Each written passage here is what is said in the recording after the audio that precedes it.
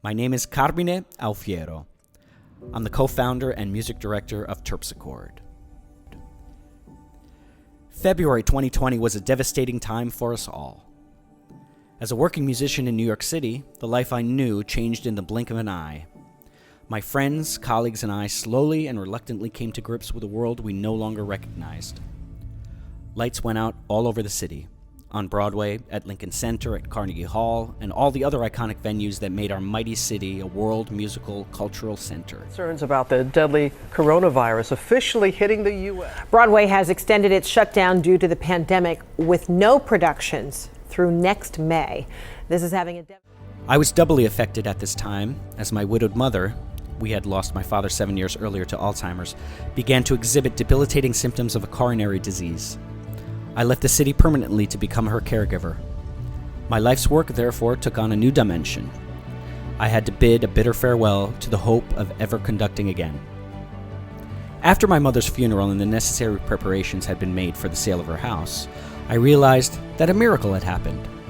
So many friends from my past forgotten musical life, many of whom I hadn't talked to in years, reached out to me. One of these was my friend and colleague from the old Chelsea Opera days, concertmaster and orchestra manager Gary Ianco. He suggested we get together to just play through some violin rep. Beethoven sonatas, Elgar, even some show tunes. Even though my fingers were terribly rusty from inactivity, that evening's concert for an audience of one, his wife, the aptly named Grace, was a stirring success. The secret, mysterious power of music yet again had worked its magic. Gary and I decided there and then, on that last night in my childhood home, to form our own orchestra.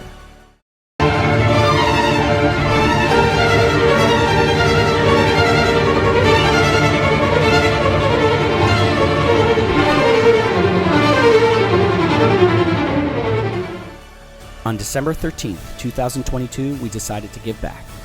Terpsichord joined forces with stars from Broadway's Phantom of the Opera and the Metropolitan Opera to offer Handel's Messiah for two great causes, the Alzheimer's Foundation and St. Jude's Children's Hospitals.